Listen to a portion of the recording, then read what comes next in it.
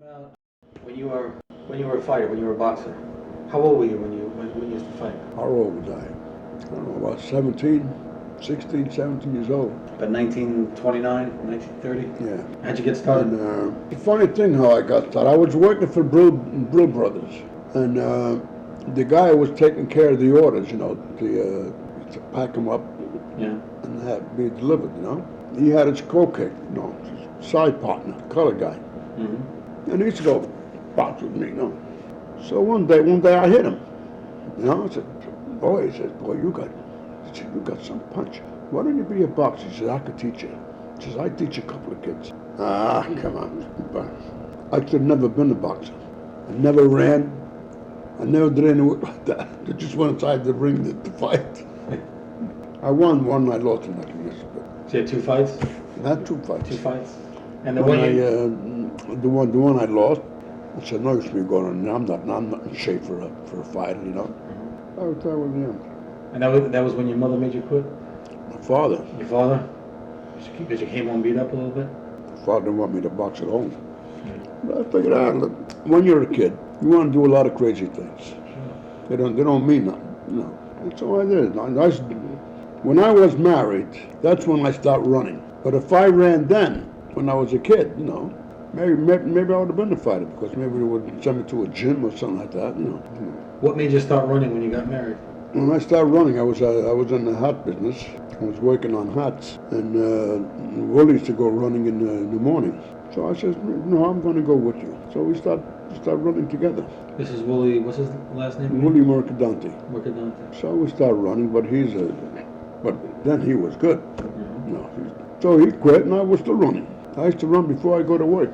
Sometimes I run 5 miles, sometimes I run 6 miles. Once I ran all the way up to City Island and back, and then I went to work. Well, then, going to work then, it was only piecework, Mm-hmm. Whatever you made, that's what you make, So even though I used to go in late, I still made my quota, because you were allowed to make just so much money. Like when they haven't got too much work in the hat business, they give you like 2 dozen hats or 3 dozen hats, that's your limit. Okay.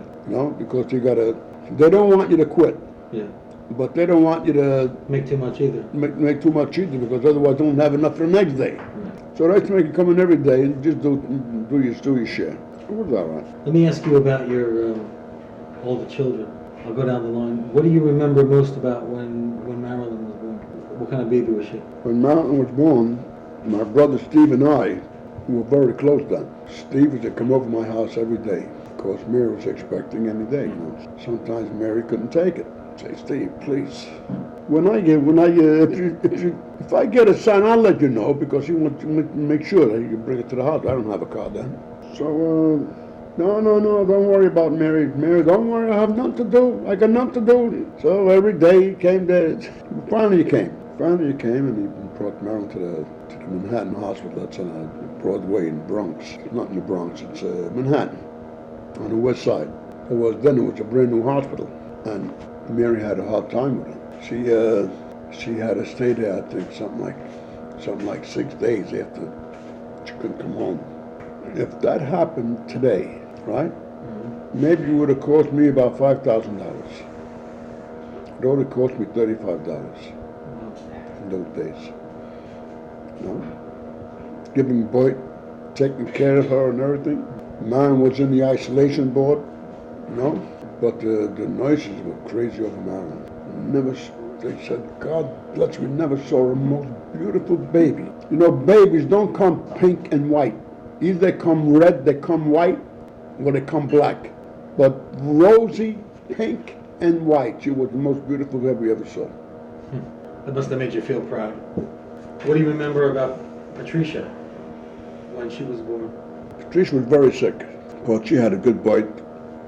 She was very, very healthy when she was small. And I don't know what happened. We were at my mother-in-law's house. Dominic had Patricia on his lap. And Patricia went to grab the cup. My mother-in-law just finished pouring the coffee in the cup. She went to grab it, and it spilled on her lap. She got a 3rd-degree burn. She got very, very sick. She was afraid she was going to get spinal meningitis and all that kind of baloney. She was in the hospital a long time. But thank God she came out of it. Marilyn was dying. When Marilyn was about 9 months or a year old, something like that. doctor's treating her for a cold. So my friend Chaps, I didn't see him for 15 years, since we were kids, you know? So he came over the house. I understand that. He said, I understand that you live in this building over here. He said, let me go and see him. So he was married then. So he came over the house. You know, when I say God wants to save somebody, she has people to do it with. So Mary showed him to Marilyn. When he saw Marilyn, she says, you know, we got on the doctor's care. She's got a very bad cold. When he looked at Marilyn, he said, Tony, take her to the hospital right now. Don't even wait. Take her right now. Get a cab and take her. Hey, Chad, I got a doctor. He says, my daughter died this way. He says, I lost my baby like that, Tony. So anyway, he got me scared. Mary got scared right away. We took the baby, we took the cab, we went to where she was born, you know, medical center. As soon as we took her there, the intern, right? The intern, as soon as he was busy with the other kids, and Mary was inside with the baby. So he opened the screen to go and look at her, right? He didn't even examine her, right? He told the nurse, he says, get this baby to the operating room right now. So they gave her a check before they operated on her. And the doctor told Mary, says she would have never made it. She came here a couple hours later. That's how bad she had it. Tell me about when Joanne was born. None to tell about Joanne. Where were you living when she was born? It was an uneventful birth? Hmm? It was an uneventful birth? No, the same birth. It was good. Good? Very good. Just that when Joanne was born, when Mommy was pregnant with Joanne, took a lot of calcium away. She was having cavities and... Well, Mommy? Yeah. Mommy did? The baby was too soon. Right after Patricia. She didn't have a chance to recuperate. You know, when I read sometimes now. I used to know these words. You know, I have to go in the dictionary to look all over again to see what the hell they mean. I do too sometimes. No, come on, Stephen. Happens to everybody. So what about when Anthony was born? Oh boy. When Anthony was born, we had a block party. Of course, I had the all girls, right? And everybody loved Mary. When they heard that you got a boy, you bought soda, kill everybody, Mary had a boy! Big party, huh? Mary wasn't there though. Mary wasn't there, she was in the hospital? In the hospital. How about Christine? When Robert was born, a month before he was born, I think it's about a week, yeah. It was about a week before he was born. Anthony was walking on the curb. I don't know what happened. He tripped and he fractured his ankle. So he was in a cast. We brought him to the doctors. You know, he was in the cast. So we were afraid to tell Mommy. Because when she comes home, she'll say, where's Anthony? Because she was saying, you know, everybody comes over here and nobody tells me about Anthony, right? So I said, well, what are they to tell? How is he? How's he doing? Fine, right? Oh, okay. Everybody's all right. How's Patricia, right? So now she's going to come home. And Anna read her saying, who's going to tell her? Who's going to tell her? And she's going to know. Don't worry about it. I'll tell her. No, it's better if I tell her because I don't like how you talk, Tony. Because you're too out. You come out with everything right away. So Mary comes home with the baby. Oh, the baby and Robert is so beautiful, you know. So who comes down the stairs? Anthony, with the one cast. Now he had the cast on. He came down the stairs faster than I could come down. Ran down. So Mary's telling her, oh, that noise. She says, Mary, she says, that's Anthony. We didn't want to hurt you, but he fractured his leg, you know, while you were in the hospital. So what? I would have died if you told me. I would have died. So he fractured his leg, right? You should have told me. See, my way is better. Just throw it right out. That's all. What do you remember about when Christine was born? You were probably living on Grove Street then. When Christine was born, I didn't feel good. I was down to about 110 pounds, and I didn't know I had those. So one day I'm going to work, and I passed out in the train, you know. So I woke up, and I'm on a platform. I'm on a chair on the platform. lot of people over here, this and that. So 2 cops came, how do you feel, this and that? I said, oh, I'm good, I'm going to stay right where you are. The ambulance is coming, you know? So I wind up in the hospital, they find out I have bleeding ulcers. They said whether you want to be operated on or you want a strict diet, it's up to you, whatever you want to do. I went to Fordham Hospital then. So a friend of mine, he had the ulcer, and they operated on him. They took half of his stomach out. In those days, they weren't too sure about ulcers, operating on ulcers, you know. They took out more than they're supposed to. So I said, no, I'll go on a diet. So I went on a diet. I went on a strict diet because bleeding ulcers, you know, when it came out. I wasn't on a diet for 3 years, but I got rid of it. Strict diet, I got rid of it with Mommy's help. She used to get the meat, scrape all the meat, you know, make sure that there's no nerves, no fat, no nothing, just meat. Supposed to have that with an egg, you know. High protein. Yeah. So that's what you know. She did all that stuff. Milk. I never drank no wine, no more, no coffee. After about a year, I wanted a coffee so bad it ain't funny. So I went to the doctor, was taking care of me. I said, you mean to say I can't have a lousy cup of coffee? Doctor, 1 cup of coffee on it. He says, what do you want coffee for? He says, no, you want to go in the drugstore, go in the grocery store, buy yourself some Postum. Tastes just like coffee, just a little bit different. But it's good for you. It's made of molasses, you know? So that's what I did. So then I was starting to get used to Postum. I didn't want coffee anymore. I started drinking Postum all the time. It was good. So I got rid of it, that's all. What else you want to know?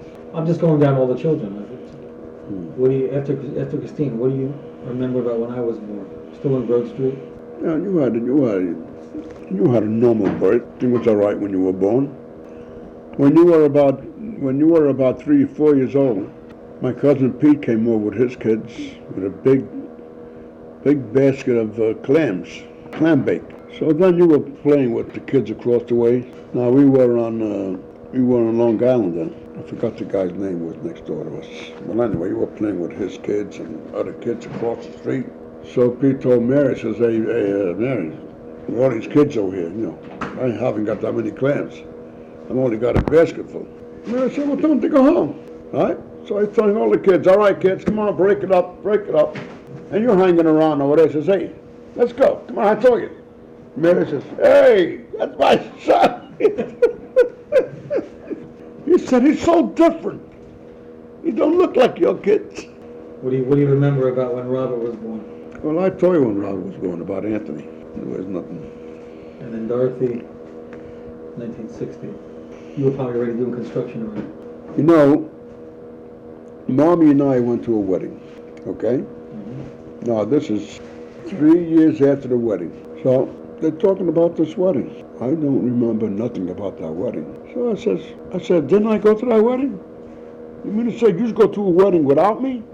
He said, what are you, crazy? You came with, you were there with... I don't remember anything about that wedding.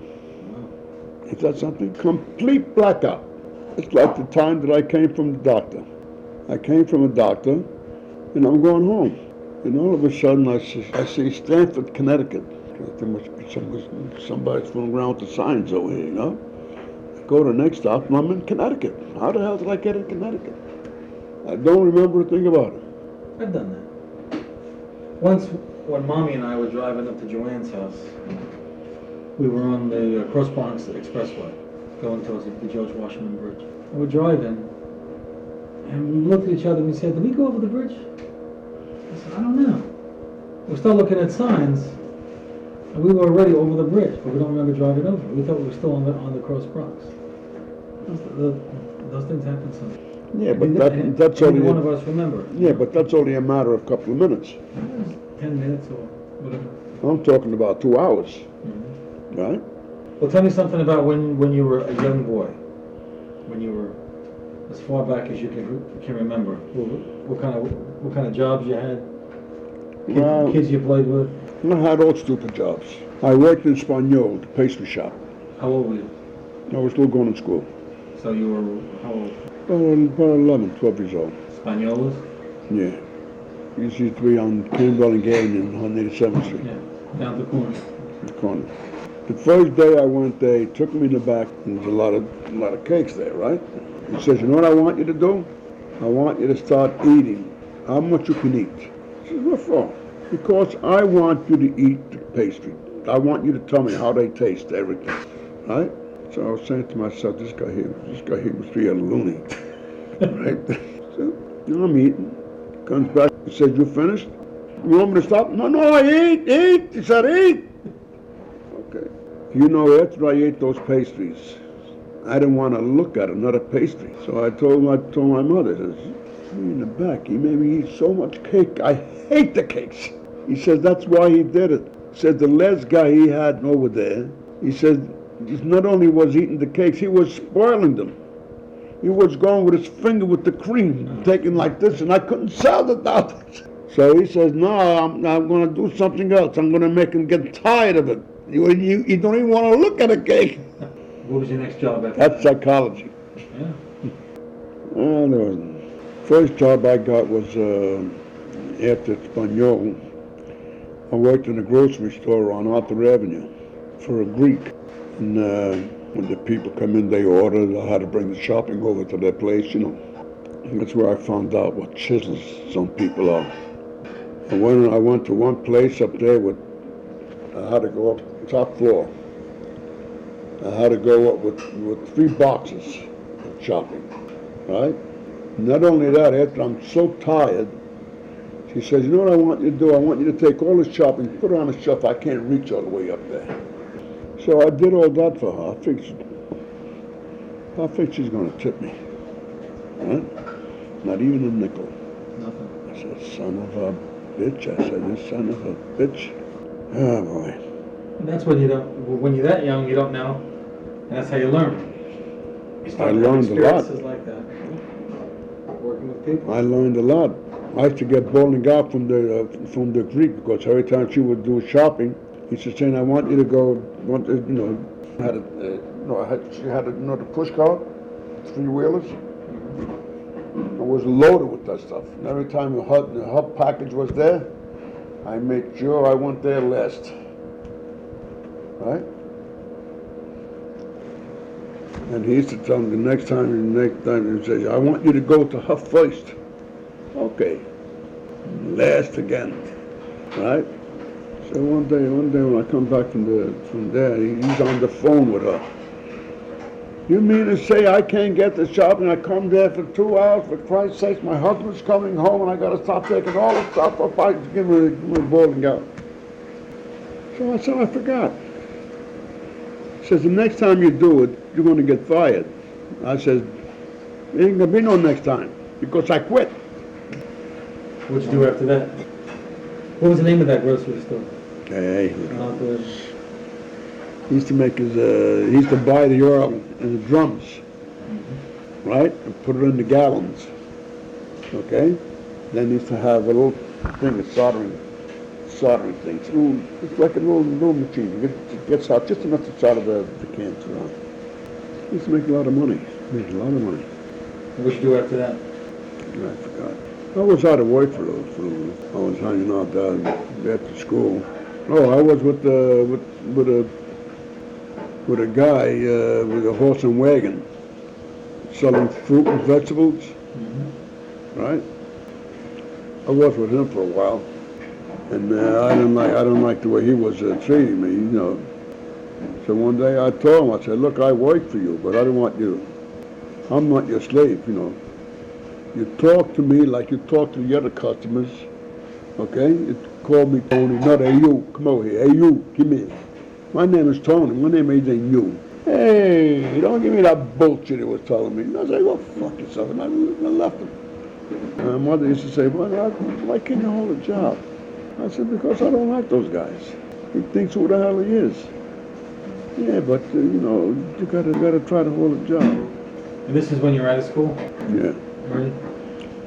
And I started hanging around on Arthur Avenue there, hanging around with these racketeers, because I could make money off them, you know. To tell me to go here, go there, you know. They used to give me $3, $4, $5 sometimes. Making deliveries? Huh? Making deliveries? No. You know, sometimes I had to bring a package to a certain guy, you know.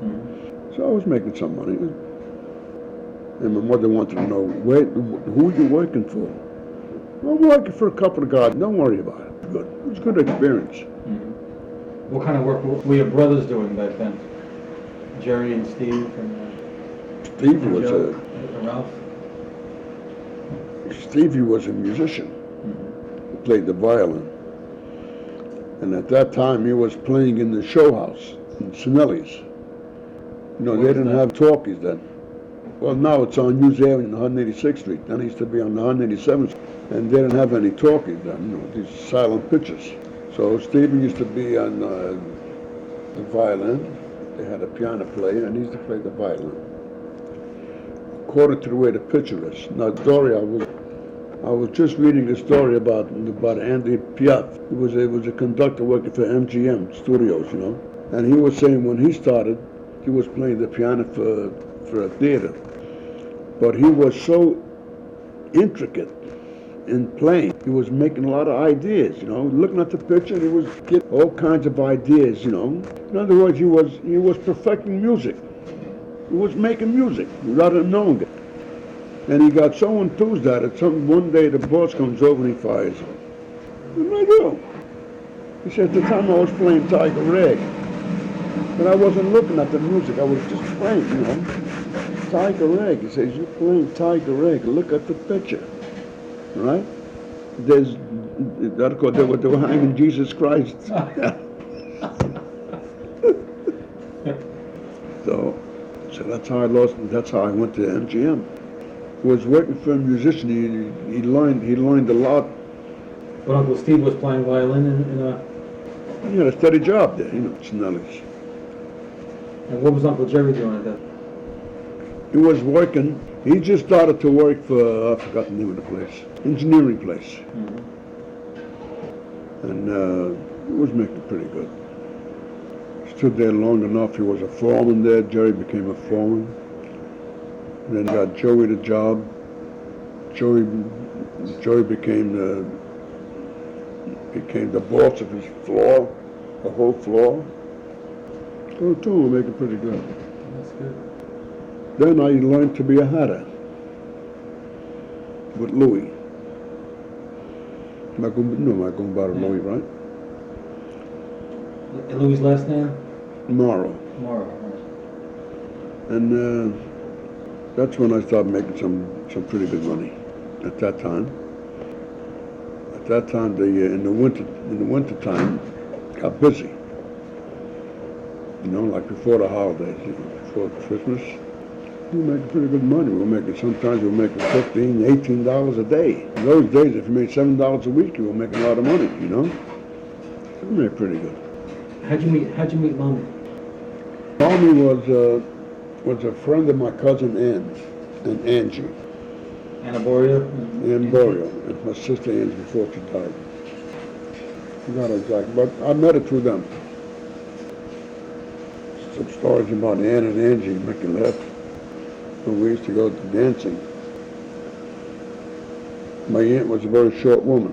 You remember her? Yeah. And we used to go dancing. Angie was dating Montemura.